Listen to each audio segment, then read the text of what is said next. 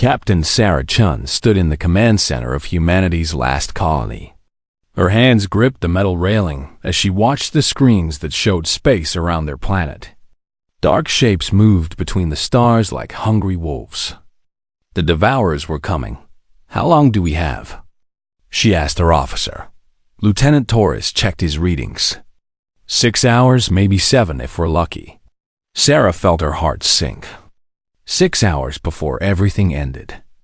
The Devourers had already destroyed 12 human colonies in the past year. Each time, they came like a black cloud that ate everything. They took the people, the animals, the plants, even the soil. They left behind empty rocks floating in space. Her colony on Kepler 442b was the last one. Behind her, 3,000 colonists went about their daily lives. Most didn't know how close death was. The children played in the gardens. The adults worked in the factories and labs. They trusted her to keep them safe, but Sarah knew the truth. Their weapons were not strong enough. Their ships were too few. The Devourers had ships the size of cities and warriors that felt no fear or pain. Humanity had fought bravely, but brave was not enough anymore. "Captain," called Officer Martinez from the communication station. "I'm getting something strange." Sarah walked over to him. "What kind of strange?" "It's a signal coming from underground. Deep underground. Like, really deep. It started right after we sent out our distress call yesterday." Sarah frowned. "Underground? That's impossible. We've been on this planet for 5 years. We've mapped everything down to 2 kilometers. Martinez shook his head. "This is coming from much deeper. Maybe 20 kilometers down. And Captain, it's not natural. Someone is answering our call for help."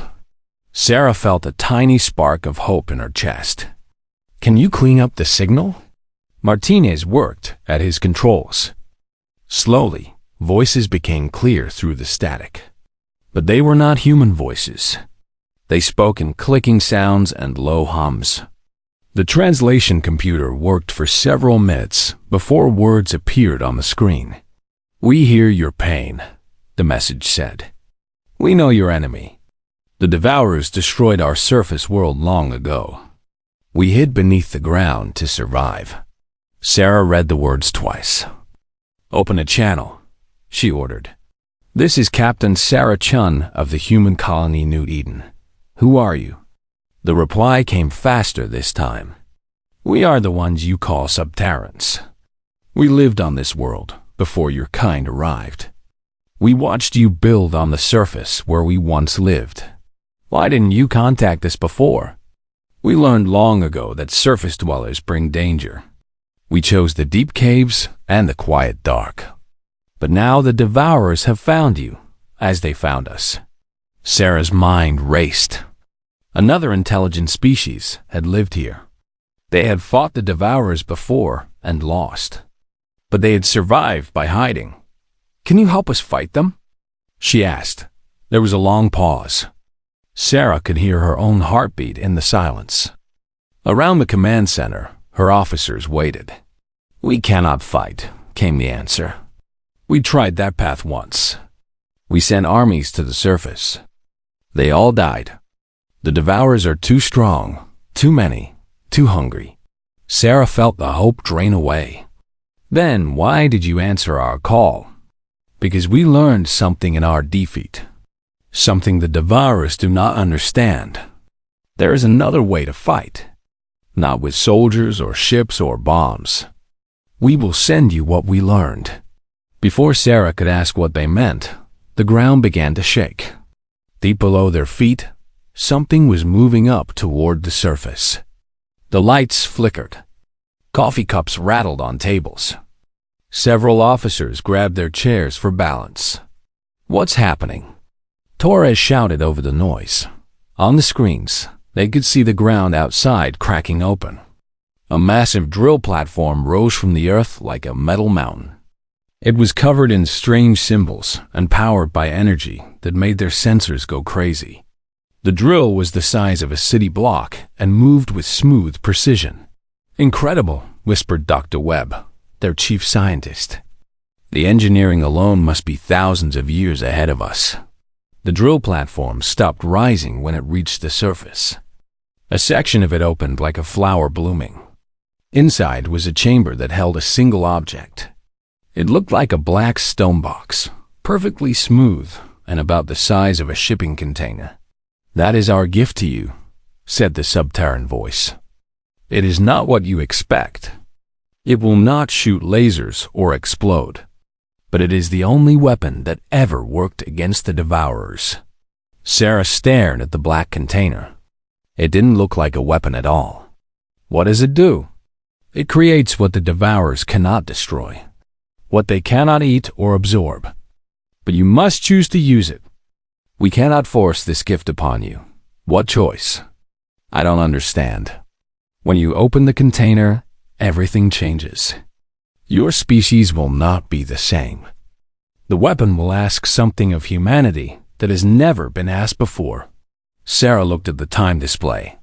5 hours until the Devour fleet arrived. 5 hours to save 3,000 lives, and maybe the future of humanity itself.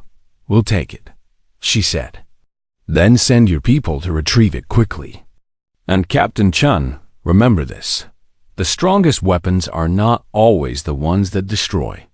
Sometimes, the strongest weapons are the ones that help you become something new. The transmission ended. Outside, the black container waited in the morning sunlight. In space, the dark shapes of the Devourer fleet grew larger. Sarah looked around at her officers, at the people who trusted her to make the right choice. Get a team ready, she ordered. We're going to find out what our new allies think a weapon should be. But deep in her heart, she wondered if they were making a terrible mistake. The Subterrans had hidden underground for thousands of years. What had they learned in all that darkness? And what price would humanity have to pay for their gift? Time was running out, and questions would have to wait for answers. Dr. Marcus Webb had never seen anything like the black container. It sat in the middle of their largest lab like a piece of the night sky had fallen to Earth. Every instrument they pointed at it gave the same reading. Nothing. It's like it doesn't exist, Webb muttered, checking his scanners for the 10th time. No heat signature, no radiation, no electromagnetic field. But I can touch it, so I know it's real. Captain Chun stood beside him, watching her scientists work. Outside the lab windows, she could see the Devourer ships growing larger in the sky. They looked like dark storm clouds full of lightning, but she knew they were filled with something much worse. 4 hours left, she said. What do we know so far? Webb wiped sweat from his forehead. The material is unlike anything in our databases. It's not metal, not stone, not any kind of matter we understand. The surface is perfectly smooth, but when you touch it, it feels warm. Almost like it's alive. Dr. Patel, their computer expert, looked up from her workstation. I've tried every code, every frequency, every mathematical sequence I can think of. If there's a way to open this thing, it's not through any technology we know. Chum felt time slipping away. 3,000 people counted on her to find a solution, and all they had was a box that might as well be a paperweight. Captain, called Lieutenant Torres from the doorway. The Devourers just launched their first wave of dropships. They'll reach our outer defenses in 3 hours. Chun nodded. Double the guard shifts. Make sure everyone has a weapon, even the cooks and janitors. Torres left to carry out her orders. Chun knew it wouldn't help much. Their small defense force couldn't stop what was coming. She had seen the reports from other colonies. The Devourer warriors were 3 meters tall with armor that could stop bullets. They moved faster than humans and felt no fear. Wait, Webb said suddenly. Look at this. He was holding a small sensor near the container. The display showed strange waves moving across the screen. It's reacting to something, Webb continued. But not to our equipment. It started when you walked closer, Captain. Chun stepped toward the container. The waves on Webb's sensor grew stronger. "It's reacting to you personally," Dr. Patel said with excitement. "Or maybe to humans in general. The Subterrans said it would ask something of humanity. Maybe it needs a human to activate it." Chun reached out her hand toward the smooth black surface. The moment her fingers touched the container, everything changed. The black material began to flow like liquid. It moved away from her touch, creating an opening. Inside, Chun could see something glowing with soft light. It was small, about the size of a grape, and it pulsed like a heartbeat. "What is that?" Webb whispered. Chun couldn't answer. The moment she saw the glowing object, she felt something she couldn't explain. It was like hearing a voice without words, like remembering a dream while awake. The object wanted to be picked up. It wanted to be planted. "It's a seed," she said, "but not like any seed we know." Dr. Patel scanned the object. "The energy readings are impossible. It's producing power, but not through any process our science recognizes. And Captain, look at this brain scan." She pointed to a screen that showed Chun's mind activity.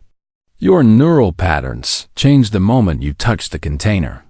It's like your brain started working differently." Webb studied the readings. "This is incredible. It's not harming you, but it's definitely affecting your thought processes. What do you feel?" Chun tried to put the sensation into words. "Like I understand something I didn't before. This seed isn't meant to grow into a plant. It's meant to grow into something that connects with us. With humans." She carefully lifted the seed from the container. It felt warm in her hand and seemed to pulse in rhythm with her heartbeat. "The Subterrans said the weapon creates what the Devourers cannot destroy," she continued. "What if they mean consciousness? What if this thing creates a new kind of awareness?" Webb looked nervous. "Captain, we don't know what this will do. It could be dangerous. It could change us in ways we don't want to be changed." Chun looked out the window at the approaching enemy ships. "In 2 hours, we'll all be dead or worse. The Devourers don't just kill people, Marcus. The reports say they absorb minds somehow. They take everything that makes us human and add it to their collective." She walked toward the lab's hydroponics section, where they grew food for the colony. "The Subterrans survived by hiding. But what if there's another way? What if instead of hiding from the Devourers, we become something they can't absorb?" "You're talking about changing our species," Dr. Patel said quietly. "That's not a decision one person should make." Chun stopped walking. Patel was right. This choice would affect everyone in the colony, maybe everyone in the human race. But there was no time for committees or votes. "The Subterrans said we had to choose," Chun said. "They said the weapon would ask something of humanity. I think this is what they meant." She knelt beside one of the growing beds and pushed her finger into the soil, making a small hole. The seed seemed to grow warmer in her other hand. "What if it doesn't work?" Webb asked. "What if it kills us all? Then we die trying something new instead of dying the same way 12 other colonies died," Chun replied. "And if it does work, maybe we save not just ourselves but everyone else the Devourers plan to destroy." She placed the seed in the hole and covered it with earth. For a moment, nothing happened. Then the soil began to glow with the same soft light they had seen in the container. Within seconds, something began to grow. But it didn't look like any plant Webb had ever studied. It grew in patterns that reminded him of neural networks, of brain cells connecting to each other. The tendrils spread through the growing bed like thoughts moving through a mind. "My God," Patel whispered. "It's not just growing. It's thinking." The glowing network reached the edge of the growing bed and stopped. Chun could feel it waiting, like a dog waiting for permission to enter a house. It wouldn't spread further without invitation. "It's asking our permission," she realized. Just like the Subterrans said, we have to choose. Outside, the first Devourer dropships began entering the atmosphere. Their hulls glowed red as they cut through the air toward the colony. In less than an hour, the real battle would begin. Chun looked at her scientists, then at the growing network of life in the soil. Humanity's future hung in the balance between an unknown transformation and certain destruction. "We choose to grow," she said, and pressed her hand against the glowing tendrils. The moment Captain Chun touched the glowing network, everything changed.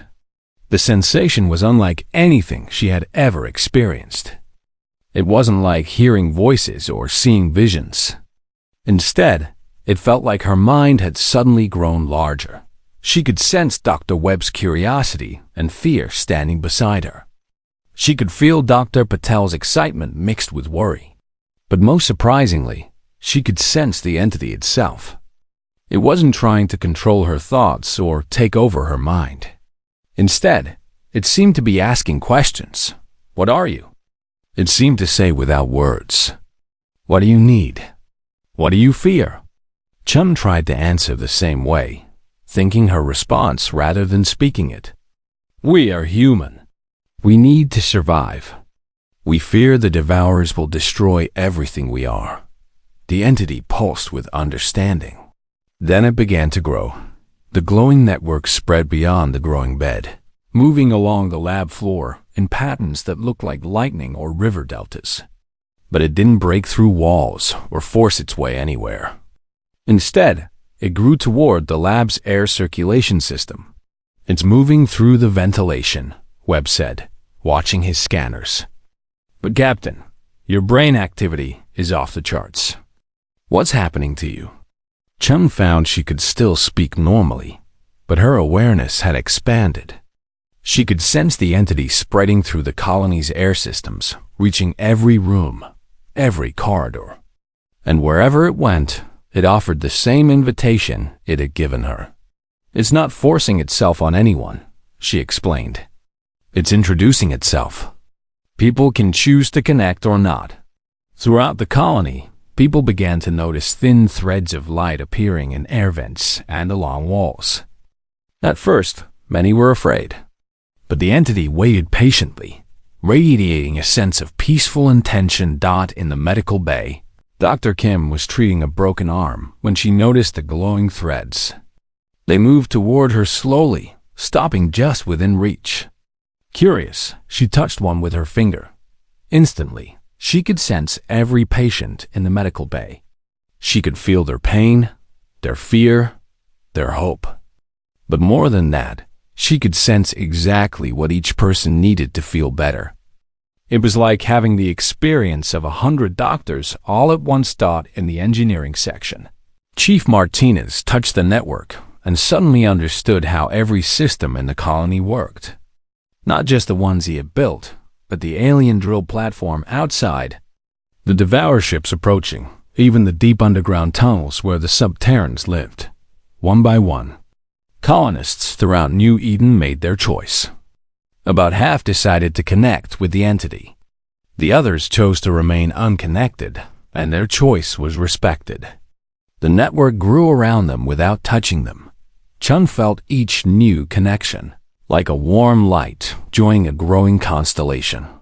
With every person who joined, the collective understanding grew stronger. They began to see patterns they had never noticed before. "Captain," Torres called over the communication system. "The first Devourer dropships are landing. But something's wrong with our sensors. We're getting impossible readings." Chun didn't need sensors anymore. Through the network, she could sense the Devourer warriors as they emerged from their ships. They moved like a single organism, each one connected to all the others through some kind of biological link. But their connection was different from the human network. Where the human connection enhanced individual thought, the Devourer connection seemed to replace it. They're a hive mind, she realized. They've given up individual consciousness for perfect coordination. Webb, now connected to the network, understood immediately. That's why they can't absorb us if we're connected to this entity. We're maintaining our individuality while gaining collective awareness. They're designed to absorb individual minds, not networked ones.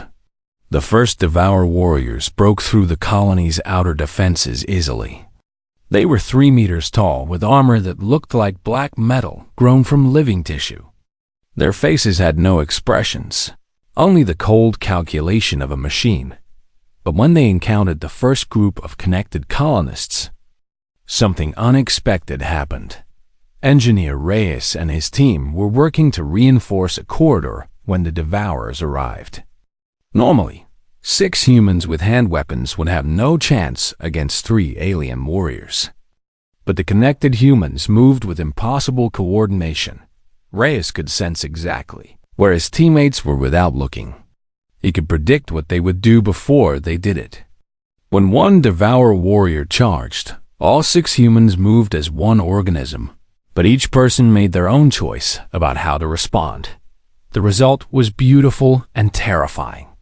The humans flowed around the alien warriors like water around stones. Every movement was perfectly timed. Every shot hit exactly where it would do the most good. But the most important discovery came when one of the Devour warriors tried to grab Reyes. The moment the alien touched a connected human, something amazing happened. The warrior stopped moving. Its emotionless face showed something that might have been confusion. For just a moment, it seemed to remember what it had been like to think individual thoughts. They were like us once, Chan realized through the network. The Devourers were individual beings who chose hive mind connection. But their version destroys the self. Ours enhances it. The disrupted warrior stumbled backward, shaking its head as if trying to clear fog from its mind. The other Devourers moved to help it, but they seemed uncertain now. Their perfect coordination was broken by the possibility that individuality still existed. Dr. Webb, watching through security cameras, made another discovery. Captain, look at the network growth pattern. Every time we successfully resist the Devourers, it produces spores. Chun could sense what Webb meant. The entity was learning from human resistance. It was creating seeds that could be carried to other human colonies. Each spore contained the pattern for building a new network, but only if humans chose to plant them. It's not just helping us survive this attack, she understood. It's giving us a way to help others survive future attacks. In the main corridor, more Devour warriors were advancing. But now the connected humans moved with growing confidence. They had found something the Devourers couldn't counter: the power of individual choice working within collective awareness. A mother named Rosa, holding her crying baby, touched the network and immediately understood how to calm not just her child, but every frightened person in the shelter. A teenage boy connected and found he could sense exactly where the Devourers would attack next. The unconnected humans fought just as bravely, but they fought alone. The connected humans fought as individuals who happened to share the same mind, and that made all the difference. We're not just fighting back, Chun told the network. We're becoming something new. Something the Devourers never expected to face. Outside, more dropships were landing. The real battle was just beginning. But for the first time since the Devour War started, humans had hope. They had found a weapon that didn't destroy their enemies. Instead, it created something their enemies couldn't destroy. Human beings who remained human while becoming more than human. The network pulsed with agreement and began producing more spores. The evacuation ship Horizon left New Eden carrying more than just refugees. Hidden in Chief Martinez's toolkit were dozens of spores from the entity network. Each one pulsed with soft light and contained the pattern for human transformation. Captain, Chun watched the ship disappear into hyperspace through her enhanced awareness. She could sense the hope and fear of every person aboard. Through the network, she now understood that this was how the war would really be won. Not by defeating the Devourers in one big battle, but by giving humanity a choice on every world they threatened. Status report. She requested through the network rather than speaking aloud. The response came from dozens of connected minds at once. The Devourer ground assault had been stopped, but their main fleet still surrounded the planet. The aliens seemed confused by human resistance patterns they had never seen before. Dr. Webb, his consciousness now expanded beyond his physical body, analyzed the Devourer fleet formation. "They're waiting for something," he reported. "Their attack patterns suggest they expected us to be absorbed by now. Our resistance doesn't match their previous experience." 3 days later, the first reports came from other colonies. The horizon had reached New Terra, a mining world on the edge of Devourer space.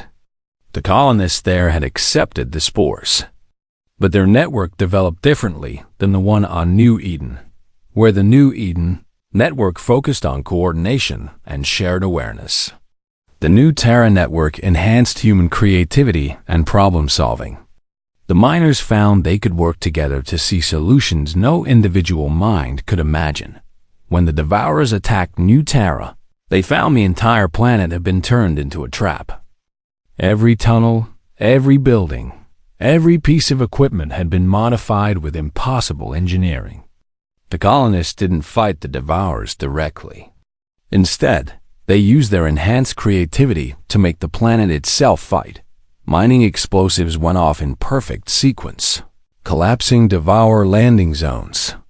Gravity generators created artificial earthquakes that swallowed enemy troops. The humans of New Terra had become artists of destruction, but they did it without losing their individual personalities or moral choices. Captain Chun felt each new network connection like a distant star joining a growing constellation. On Proxima Station, the network enhanced human empathy and communication. The colonists there convinced some Devourer warriors to remember their individual selves. For the first time in the war, enemy soldiers began to surrender. On Europa Base, the network focused on technological integration. The colonists there developed ways to communicate directly with their computers and machines. When the Devourers arrived, they found humans who could control entire fleets of automated defenders with thought alone. Each colony that accepted the spores became unique. The entity didn't force one pattern of growth. Instead, it amplified whatever made each human community special. But the most important discovery came from Dr. Patel's research into the Subterran's history. Using the enhanced analytical abilities of the network, she had decoded more of their ancient transmissions. "Captain," she reported, "I've learned why the Subterrans went underground. They faced the same choice we did, but they made a different decision." Through the network, she shared her findings. Thousands of years ago, the Subterrans had been a surface civilization. When the Devourers first appeared, they were offered the same weapon, an entity that could connect minds while preserving individuality. But the Subterrans were afraid. They worried about losing their cultural identity. They feared that connection would make them weak or dependent. So they chose to fight the Devourers with traditional weapons instead. The war lasted for centuries. The Subterrans won many battles through clever tactics and superior technology. But the Devourers always came back stronger, having learned from each defeat. Eventually, the Subterran surface cities were destroyed.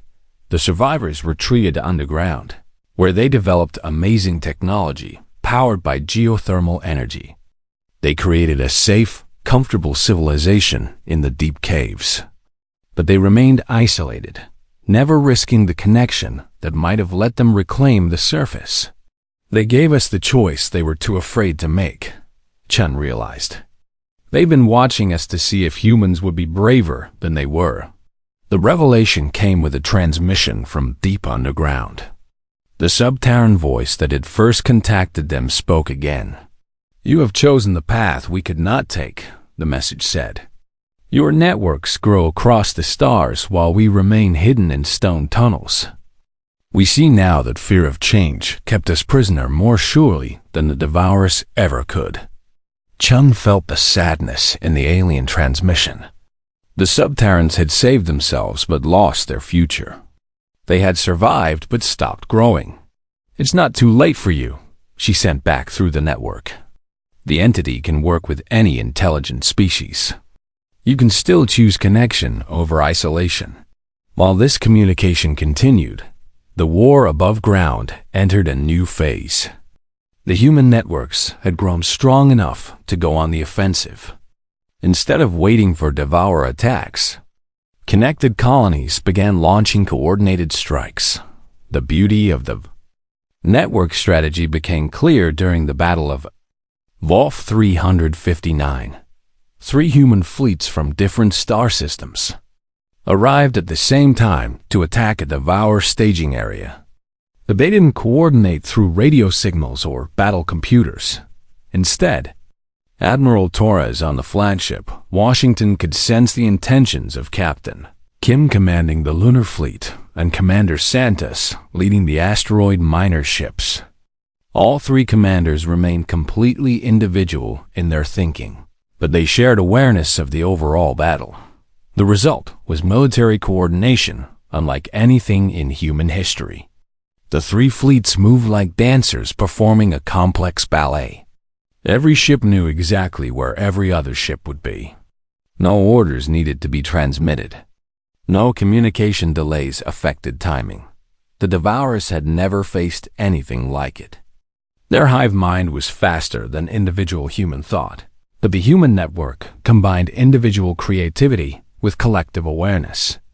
Every human commander made personal choices that enhanced the overall strategy. But the most significant moment came when Admiral Torres' ship was badly damaged. As Devourer warriors boarded the Washington, they encountered something that changed everything. Lieutenant Davis, one of Torres' officers, was connected to the network. When a Devourer warrior grabbed him, the alien experienced human consciousness for the first time in millions of years. The warrior felt what it was like to choose as an individual while caring about the collective good. It experienced human emotions, human creativity, human love for others without the need to control them. For just a moment, the Devourer remembered what it had been like before its species chose hive mind unity. It remembered having its own thoughts, its own dreams, its own identity within a community. The warrior released Davis and stepped backward. Its expressionless face showed something like wonder. Through the hive mind link, every other Devourer in the battle felt that moment of individual awareness. Some of them stopped fighting. A few began to shake as they tried to remember their own forgotten selves. The perfect coordination of the Devourer fleet began to break apart as individual warriors experienced doubt about their collective identity. "We can offer them the same choice we had," Chun realized from her command post on New Eden. The Devourers don't have to stay trapped in their hive mind any more than the Subterrans have to stay trapped underground. The war was far from over. Most Devourers remained committed to their collective consciousness. But for the first time, cracks appeared in their unity, and in those cracks, the possibility of peace began to grow. The Devourer Queen's ship was the size of a small moon. It hung in space above the Centauri system like a black star that consumed light instead of creating it. From its hull, millions of smaller ships emerged like insects from a disturbed hive. Captain Sarah Chen stood in the command center of humanity's combined fleet, but she was no longer alone in her thoughts. Through the network, she could sense every human ship captain, every connected colonist, every person who had chosen transformation over isolation. They were individuals working as one mind, but still free to make their own choices. "The Queen is calling for direct communication," reported Admiral Torres through the network. "She wants to speak with our leader." Chun smiled. "Tell her that we don't have just one leader. We are all leaders. But I'll speak for us." The communication screen filled with an image that made several unconnected crew members step backward. The Devourer Queen was enormous, her body fused with the walls and machinery of her ship. She had given up all individual form to become the living brain of her entire species. I have watched your resistance, the Queen said, in a voice like grinding stone. You fight with impossible coordination, yet you maintain the weakness of individual thought. How do you do this? Chun felt the curiosity of millions of connected humans, but she also sensed something else. Through the network's enhanced empathy, she could detect something the Queen tried to hide: loneliness. We don't see individual thought as weakness, Chun replied. We see it as strength. Each person in our network chooses to connect. Each person can choose to disconnect. We grow stronger through diversity, not uniformity. The Queen's massive eyes focused on the screen. Impossible. Individual choice creates chaos. Only through complete unity can a species achieve perfect efficiency. Perfect efficiency, Chun repeated. But what did you give up to get it? For the first time in the conversation, the Queen hesitated. Through the network, Dr. Webb analyzed micro-expressions on the alien face. Even after millions of years, traces of individual emotion remained. We gave up confusion, the Queen finally answered. We gave up conflict. We gave up the pain of loneliness. But you also gave up joy, Chun said softly. You gave up surprise. You gave up the pleasure of learning something new from someone different than yourself. When did you last feel wonder, Your Majesty? The Queen's massive form shifted uncomfortably. Wonder is inefficient. Surprise is dangerous. Joy is unnecessary. Through the network, Chun felt the sadness of every connected human. They could sense the vast emptiness in the Queen's words, the hollow echo of a consciousness that had consumed everything individual about itself in pursuit of control. What if I told you that you could have unity and individuality? Chun asked. What if perfect coordination didn't require giving up personal choice? Lies, the Queen snapped. I have consumed the minds of billions. Individual consciousness always leads to conflict. Chun took a deep breath. Then let me show you something different. With the permission of the network, she opened her mind completely.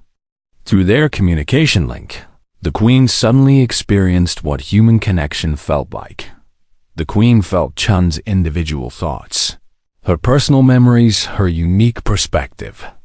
But at the same time, she sensed the thousands of other humans in the network. Each one was completely themselves, yet willingly sharing awareness with the others. The sensation was unlike anything in the Queen's experience. She felt the love a mother had for her child, but also the mother's choice to join something larger without losing her maternal identity. She felt a scientist's curiosity enhanced by sharing knowledge, but not diminished by collective thinking. This is impossible, the Queen whispered. How do you maintain order without control? Through trust, Chun replied. Through choice. Through the understanding that we're stronger together than apart, but only if we choose to be together. Around the Queen's massive ship, something unprecedented began to happen. Individual Devour warriors started to remember their own thoughts. The exposure to human consciousness through their Queen's experience triggered suppressed memories. Some warriors began to disconnect from the hive mind.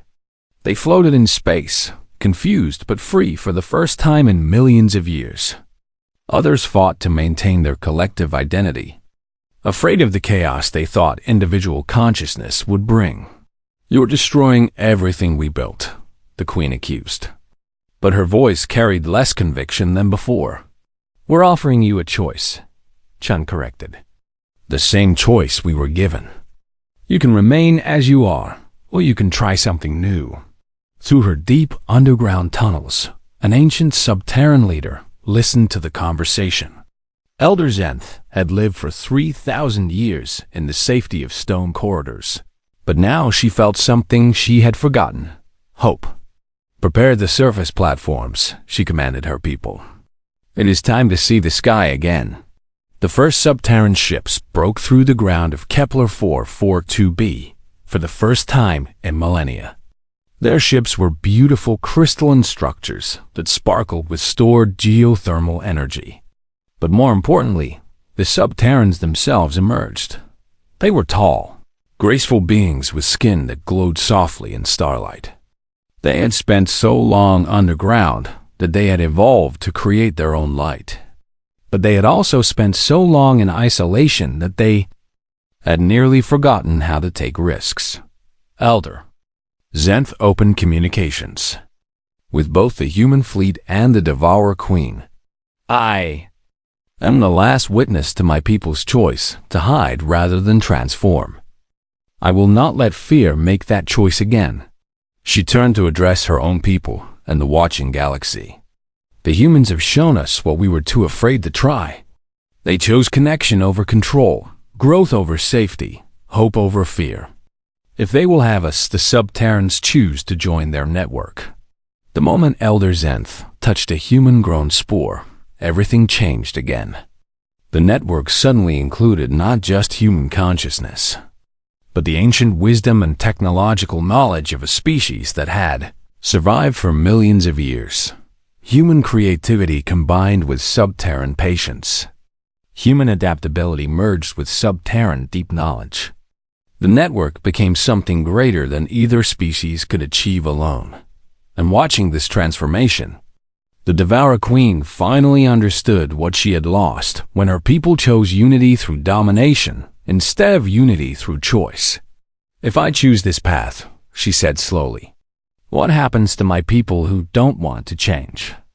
They remain free to choose their own way, Chun answered. We don't force transformation any more than we force conformity. But they also can't force others to remain unchanged. The Queen was quiet for a long time. Around her ship, more and more individual devourers were breaking away from the hive mind.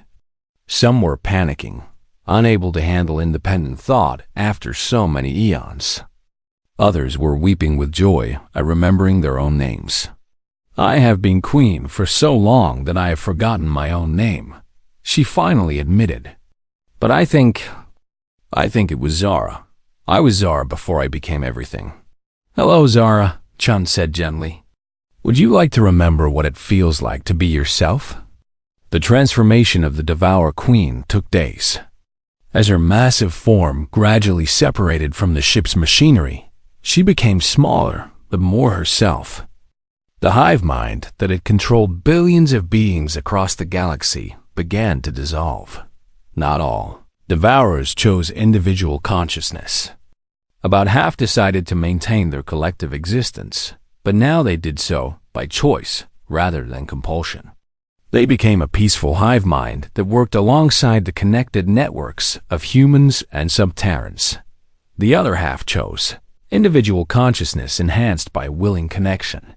They spread across the galaxy, learning to live as themselves while working together with other species. Captain Chun, no longer just a military commander, but a focal point for the growing interspecies network, stood on the observation deck of her ship. Through the viewport, she could see dozens of species ships working together to rebuild worlds damaged by the war. Human creativity helped design new cities. Subterran engineering made them stable and beautiful. Former devourers used their knowledge of biotechnology to heal damaged ecosystems. Everyone contributed their unique strengths while sharing in collective awareness. What do you think happens next? Dr. Webb asked, joining her at the viewport. He was one of the few humans who had chosen to remain unconnected, and Chun valued his independent perspective.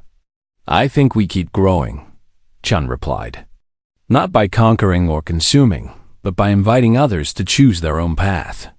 The network doesn't force unity. It offers connection to those who want it. Webb nodded. And for those who don't want it, they remain free to be themselves, Chun said. The strongest part of human nature isn't our ability to fight or survive. It's our ability to let others choose differently and still work together. In the years that followed, the network continued to spread. Some species joined completely. Others remained independent but allied. A few chose isolation, and their choice was respected.